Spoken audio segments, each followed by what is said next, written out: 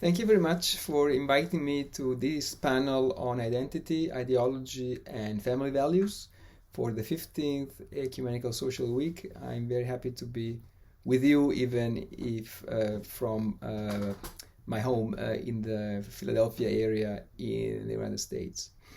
What I want you to listen today is, for this panel, is a short presentation on the key importance of the issue of identity and ideology and family values in what are called the American culture wars. So in these last few years, we have seen that there has been a situation of unprecedented tension between the pontificate of Pope Francis and certain sectors of American Catholicism, and especially some bishops. This has nothing to do really with the personal theology of Pope Francis, with his policies, with his teachings, or it has to do with that in the sense that it is in a collision course. What Francis says is on a collision course with a certain ideologization of family values in the context of the United States of these last few decades, and especially in these last few years. So here it's clear that Pope Francis is dealing with an ecclesial and global disruption in different contexts, beginning especially with 2016, with Brexit, until today. But the United States has a particular neuralgic role, especially because of the central role of religion in the social and political context of the United States, and of a certain ideologization of religion and, of course, family values in the American context. So here, a certain idea of the family is central to the American civilization, the American project, as a political project and as a religious project. But that starts to show some cracks in the 20th century, beginning with the 1920s, 1930s, when there is the first wave of liberalization of social mores and of customs, which puts Catholicism and Western liberalism at odds. And then there is a big pause between World War II and the 1960s, when Catholicism in the United States enters the mainstream, the American social, cultural, and political mainstream. Just to mention one date, the election of the first Catholic president, John Kennedy, in 1960. But that pause ends at the end of the 1960s, and especially in the 1970s, especially with the year 1973, the legalization of abortion at the national level, with the ruling of the Supreme Court, Roe v. Wade, of January 1973. That is the beginning, unofficially, but very clearly from a historical point of view, of what we call now the culture wars between a conservative, religious culture which sees Christianity at the service of a very short list of values, and what is on the other side, a liberal culture, more secular, or liberal, where religious values are aimed at different political goals within the US domestic political context. What begins in 1973 continues, and it brings back religion in the public square in the late 70s, but especially in the 1980s up to now, we have seen an acceleration of this ideologization of the family values and identity, especially in this last decade.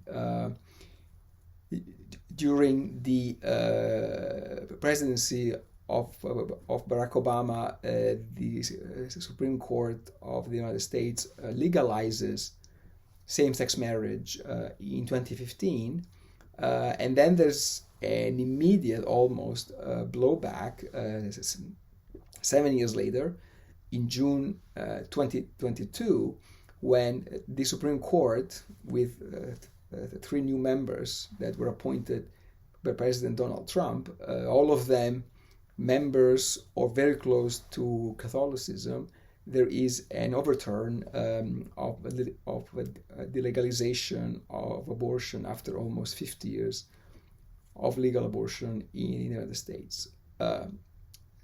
So we see in these last 50 years a return of religion in an ideological way, in a very polarized political context in the United States, and a deepening of this split between the presidency of George W. Bush, early 21st century, after 9/11 especially, and then Barack Obama, and then, of course, Donald Trump. This case of the United States and the role of ideology and identity and family values is very important. Why? Because we see now that we are in a further stage of the so-called culture wars, which are no longer the American culture wars, but they have become the global culture wars. And so there is a globalization of the American culture wars that are very visible in Europe, in some European countries, as well as in my own native Italy, where a certain conversation on the traditional idea of the family, on gender roles, on marriage, has become much more central than before to the political competition for a Catholic Church that is no longer, not even as a pretense, perceived as a monolith, but it is a landscape of contending Catholicities, of different views of Catholicities that are split among different political affiliations and political ideologies. This is not a unique American phenomenon, but it begins with the United States. And the actual situation in this country where I live since 2008 is that the political affiliations and political ideologies of Americans now shape and predict the theological or ecclesial identities of Americans. It is no longer religion that shapes the politics, the political views of citizens and of voters, but it's the other way around. There is a pre-existing cultural or civilizational idea of what the family should be, what the role of religion in the public square should be, a certain idea of the church, inclusive, exclusive, traditionalist, or progressive. So these pre-existing social, cultural, civilizational views, they have an effect in shaping theologies or religious ideologies in a change of direction of how things were supposed to happen. This happened in the United States in a particular way for a few factors that are very peculiar of the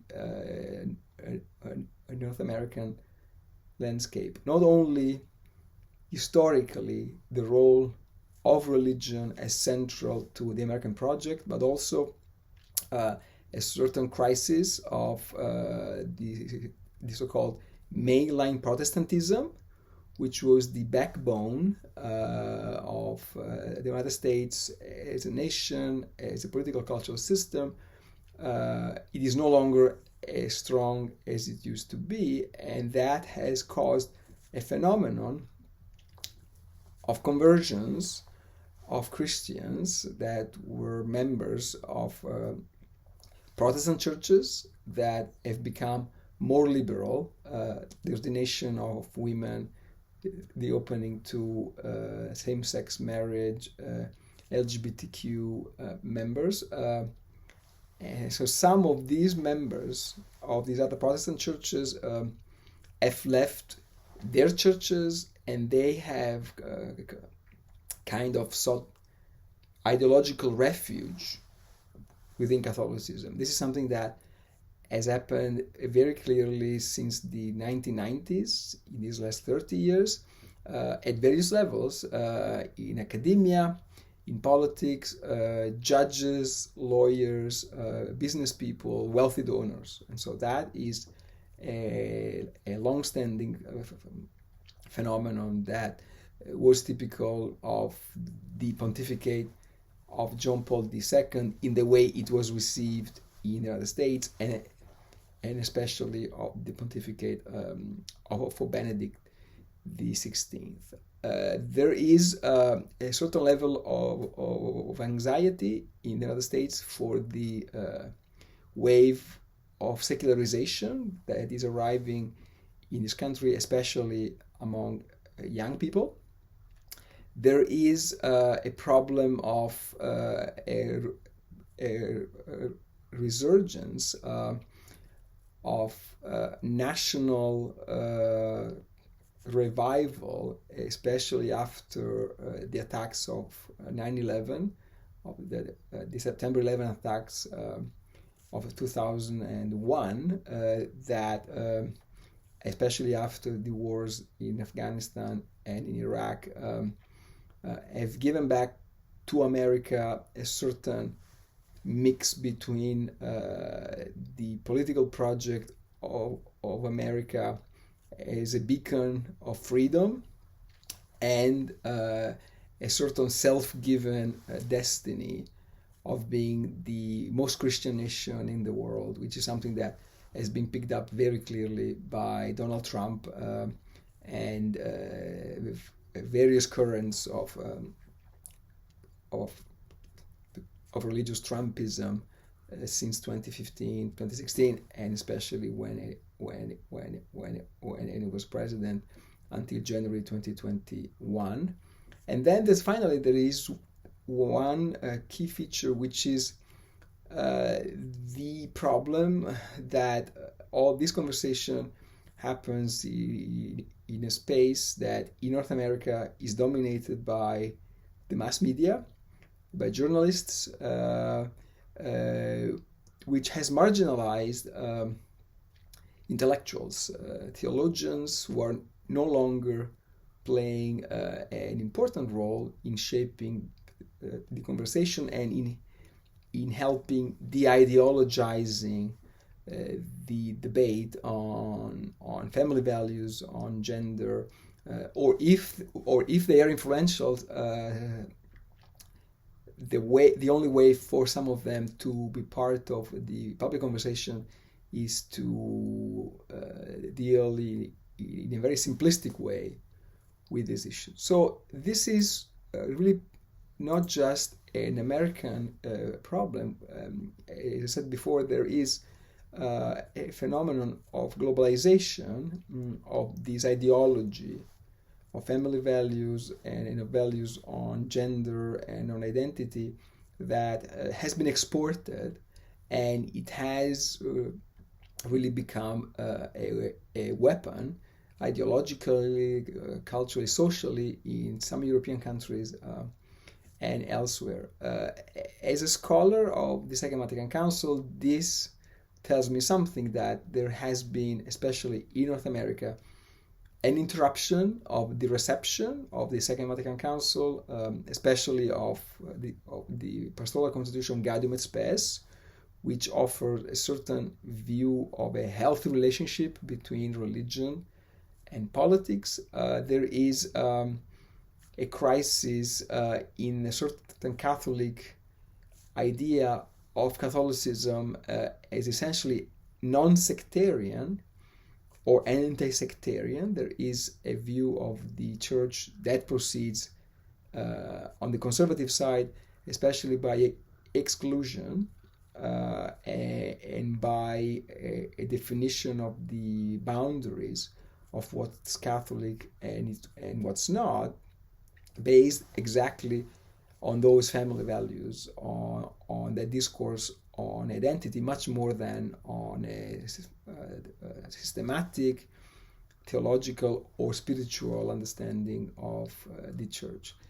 So this is having deep effects on American Catholicism, as we have seen in this last decade, at least with Pope Francis. This is having also an effect on American democracy, which is at risk even now that Donald Trump is no longer president, but on the right side of the spectrum, the language on the future of America is totally in the hands of those who present themselves as defenders of true family values, of a pushback against any conversation on gender roles. And this is having an effect, finally, on the state of democracy globally.